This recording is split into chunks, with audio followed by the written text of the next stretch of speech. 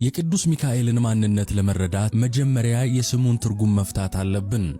ስሙ እንዲሁ መጠሪያ ብቻ አይደለም። ስሙ ታሪክ ነው። ስሙ ኃይል ነው።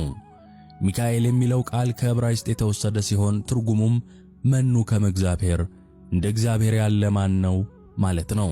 ይህ ስም የተሰጠው በምክንያት ነው።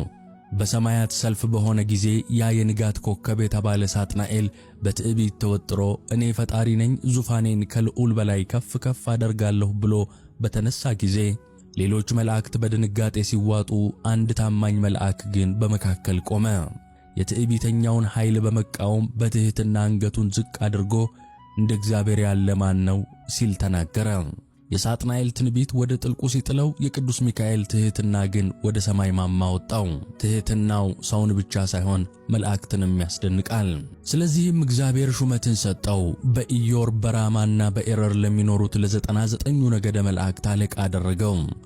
ዛሬ የመላእክት አለቃ ብለን የምንጠራው በጉልበት ወይም በኃይል ብቻ ሳይሆን ፈጣሪውን በማክበር ባገኘው የጸጋ ሹመት ነው። እርሱ የመላእክት ሁሉ መሪ ሆነ። ሳጥናኤል የወደቀበትን ቦታ ቅዱስ ሚካኤል ተካው። የሚገርመው ግን የዚህ መልአክ የተፈጥሮ ውበት ነው። እስቲ በዓይነ ሕሊናችሁ ተከተሉኝ።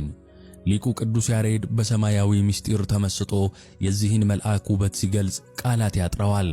እንዲህ ይላል፣ የሚካኤል የክንፉ መልክ ነበልባላዊ እሳትን ይመስላል፣ ከአንደበቱም ነጎድጓድ ይወጣል። እስቲ ያስቡት፣ እንደ እሳት የሚንቀለቀል ክንፍ ያለው ግርማው የሚያንቀጠቅጥ ኃያል መልአክ። ነገር ግን ይህ እሳታዊነቱ እንዳለ መልኩ ግን እጅግ ደስ የሚያሰኝ ነው። ቅዱስ ያሬድ በመቀጠል ዓይኑ የርግብ ነው ይለዋል። ርግብ የዋህ ናት፣ ርግብ ሰላም ናት። ቅዱስ ሚካኤል ምንም እንኳን ሰይፍ የጨበጠ ሰማያዊ አርበኛ ቢሆንም ወደኛ ወደ ልጆቹ ሲመለከት ግን እንደ ርግብ በሆነ የፍቅር ዓይን ነው። አለባበሱን ሲገልጸውም የወርቅ አመልማሎ ይለዋል። ይህ ማለት በወርቅ የተጌጠ ብርሃንን የለበሰ የምስጋና ጌጥን የተጎናጸፈ ማለት ነው። የጸዳሉ ውበት እንደ ፀሐይ አወጣጥ የሚያበራ ድቅድቅ ጨለማንም የሚገፋው ያ የንጋት ፀሐይ የእግዚአብሔር ባለሟል ቅዱስ ሚካኤል ነው። ወዳጆች፣ ይህ መልአክ ሩቅ አይደለም። ይህ ውበትና ኃይል ያለው መልአክ እንደ እግዚአብሔር ያለ ማን ነው እያለ በትሕትናው ያሸነፈው አለቃ ዛሬም በእያንዳንዳችን ሕይወት ውስጥ የሚመጣውን የትዕቢተኛውን የዲያብሎስን ቀስት ለመስበር ዘወትር ዝግጁ ነው። ውድ ተመልካቾች፣ እስቲ አሁን ዘመናትን ወደ ኋላ እንመለስ። ዓለም በጦርነት ወደምትናወጥበት፣ የሰው ልጅ ሕልውና በሰይፍ ስለት ወደሚወሰንበት ወደ ብሉይ ኪዳን ዘመን እንሂድ። በዚህ ዘመን ውስጥ የእግዚአብሔር ሕዝቦች ብቻቸውን አልነበሩም። ከሰማይ የተላከ ክንፉ እንደ እሳት የሚንቀለቀል ሰይፉ የማይመለስ አንድ ኃያል ጠባቂ አብሯቸው ነበር። ታሪኩን ከኢያሱ እንጀምረዋለን። ጊዜው መሸት ብሏል። ቦታው በኢያሪኮ ምድረ በዳ ነው። ሙሴ አርፏል። የእስራኤልን ሕዝብ የመምራት ግዙፍ ኃላፊነት በኢያሱ ትከሻ ላይ ወድቋል። ከፊቱ ግዙፍ ግንብ ያላት በሰው ኃይል ልትደፈር የማትችል ታላቋ ከተማ ኢያሪኮ ተደቅናለች። ኢያሱ በጭንቀትና በሐሳብ ተውጦ በከተማዋ ዙሪያ ሲዘዋወር ድንገት አንድ ያልጠበቀው ነገር ተከሰተ። ከፊቱ አንድ ሰው ቆሟል። ግን ተራ ሰው አይደለም። ቁመናው የሚያስደነግጥ፣ ግርማው የሚያንቀጠቅጥ፣ የሚያስፈራው ደግሞ በእጁ የያዘው ነገር ነው። የተመዘዘ ሰይፍ ይለዋል መጽሐፉ። በሰገባው ያለ ሳይሆን ለመቁረጥ የተዘጋጀ የሚያብረቀርቅ የተመዘዘ ሰይፍ ያዘ ኃያል ወታደር። በዚያ የጭንቅ ሰዓት ኢያሱ ወታደራዊ ደመነፍሱ አዘዘው። ፍርሃት ቢሰማውም ጠጋ አለና ያንን ወሳኝ ጥያቄ ጠየቀው። አንተ ከእኛ ወገን ነህ ወይንስ ከጠላቶቻችን? የኢያሱ ጥያቄ ግልጽ ነው። ወዳጅ ነህ ወይንስ ጠላት እያለው ነው።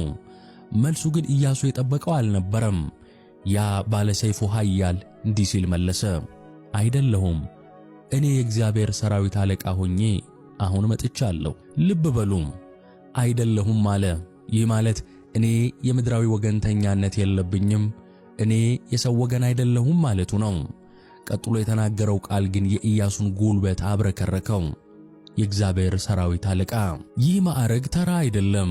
ይህ ማለት በሰማያት ያሉትን አእላፋት መላእክት የሚያዝ የሰማይ የጦር ጀነራል እንደማለት ነው። ኢያሱ ይህንን ሲሰማ ያ የጦር መሪነቱ፣ ያ ጀግንነቱ በፊቱ ኢምንት ሆነበት። በምድር ላይ በግንባሩ ተደፍቶ ሰገደ። ጌታዬ ለባሪያው የሚነግረው ምንድነው ሲል መለሰ። በዚያች ምሽት የኢያሪኮ ምሽግ ከመፍረሱ በፊት የኢያሱ ልብ በቅዱስ ሚካኤል ፊት ፈረሰ። ያ የተመዘዘ ሰይፍ በኢያሪኮ ላይ ተዘረጋ። የእስራኤል ልጆች ድምፃቸውን ከፍ አድርገው ሲጮኹ የኢያሪኮ ግንብ እንደ አሸዋ ሲናድ ግንቡን ያፈረሰው የሕዝቡ ጩኸት ብቻ መስሏችሁ ይሆን? በፍጹም አይደለም። ያ የተመዘዘ ሰይፍ የያዘው የሰራዊት ጌታ መልአክ ቅዱስ ሚካኤል ግንቡን በክንፉ መጥቶት ነበር። ነገር ግን የቅዱስ ሚካኤል ተጋድሎ እዚህ ላይ አይቆምም። ታሪኩ ወደ ኋላ ይወስደናል፣ ወደ ታላቁ መሪ ወደ ሙሴ ዘመን። እስራኤላውያን ከግብፅ ባርነት ወጥተው በዚያ ጭልጥ ያለ በረሃ ሲጓዙ ፈርዖን ከኋላ በሰረገላ ባህሩ ደግሞ ከፊት በተደቀኑ ጊዜ በመካከላቸው ገብቶ የለያያቸው ማን ነበር? መጽሐፍ ቅዱስ በኦሪት ዘጸአት ምዕራፍ 14 ላይ በግልጽ ይነግረናል። በእስራኤል ሰራዊት ፊት ይሄድ የነበረው የእግዚአብሔር መልአክ ፈቀቅ ብሎ በኋላቸው ሄደ ይላል። ይህ መልአክ ማን ነው ካልን መልሱ ቅዱስ ሚካኤል ነው የሚል ይሆናል። ቀን በደመና አምድ ሆኖ ከፀሐይ የጋረዳቸው፣ በሌሊት በእሳት አምድ ሆኖ ብርሃን የሰጣቸውና የግብፅን ጨለማ የገፈፈው እርሱ ነው። አስቡት፣ ለ40 ዓመታት በዚያ በረሃ ውሃ ከዓለት እያፈለቀ መና ከሰማይ እያወረደ ልብስና ጫማቸው ሳያልቅ የመራቸው እረኛቸው እርሱ ነው። ሙሴ መሪ ነበር፣ ቅዱስ ሚካኤል ግን ጠባቂ። ለዚህ ነው እግዚአብሔር ለሙሴ ሲናገር እንዲህ ብሎ ያስጠነቀቀው፣ በመንገድህ ይጠብቅህ ዘንድ ወዳዘጋጀሁትም ስፍራ ያገባህ ዘንድ እነሆ እኔ መልአኬን በፊትህ እሰዳለሁ። በፊቱ ተጠንቀቁ፣ ቃሉንም አድምጡ። ስሜም በእርሱ ስለሆነ ኃጢአት ብትሰሩ ይቅር አይልምና አታስመርሩት። ይህ ቃል የቅዱስ ሚካኤልን ኃያልነትና በፈጣሪው ዘንድ ያለውን ክብር ያሳያል። ስሜ በእርሱ ላይ ነው አለ እግዚአብሔር። የእግዚአብሔር ስም ያለበት ሥልጣን የተሰጠው ለወዳጆቹ የሚራራ ለጠላቶቹ ግን እሳት የሚሆን መልአክ። የዚህን መልአክ ኃይል በደንብ ለመረዳት ወደ ነቢዩ ዳንኤል ዘመን ጠጋ ማለት ይኖርብናል። ነቢዩ ዳንኤል በባቢሎን ምርኮ እያለ ለሕዝቡ ነጻነት እያለቀሰ ለ21 ቀናት ጾመ። ነገር ግን ጸሎቱ የደረሰ አልመሰለውም ነበር። ለምን ዘገየ? መልሱ እጅግ አስደናቂ ነው። በሰማያዊው ዓለም ጦርነት ነበር። መልአኩ ቅዱስ ገብርኤል የዳንኤልን ጸሎት መልስ ይዞ ሲመጣ የፋርስ አለቃ የተባለው የጨለማው ኃይል ዲያብሎስ መንገድ ዘጋበት። ትግሉ ከባድ ነበር። በዚያን ጊዜ የሰማይ ኃይላት ሚዛን የሚቀይር አንድ እርዳታ መጣ። ቅዱስ ገብርኤል ለዳንኤል እንዲህ ሲል ነግሮታል። የፋርስ መንግሥት አለቃ ግን 21 ቀን ተቋቋመኝ። እነሆ ከዋነኞቹ አለቆች አንዱ ሚካኤል ሊረዳኝ መጣ። ተመልከቱ፣ ሊረዳኝ መጣ አለው። ቅዱስ ሚካኤል ሲመጣ መንገድ የዘጋው የጨለማ ኃይል ተበተነ። የተዘጋው የጸሎት በር ተከፈተ። ምክንያቱም ቅዱስ ሚካኤል ከዋነኞቹ አለቆች አንዱ ብቻ ሳይሆን ሰይጣንን ድል የነሳው የጦር መሪ ነውና። በመጨረሻም በትንቢተ ዳንኤል ምዕራፍ 12 ላይ ስለ መጨረሻው ዘመን ሲናገር እንዲህ የሚል ተስፋን ይሰጠናል። በዚያ ዘመን ስለ ሕዝብ ልጆች የሚቆመው ታላቁ አለቃ ሚካኤል ይነሳል፣ ይቆማል። ይህ ቃል እንዴት ደስ ያሰኛል! ዓለም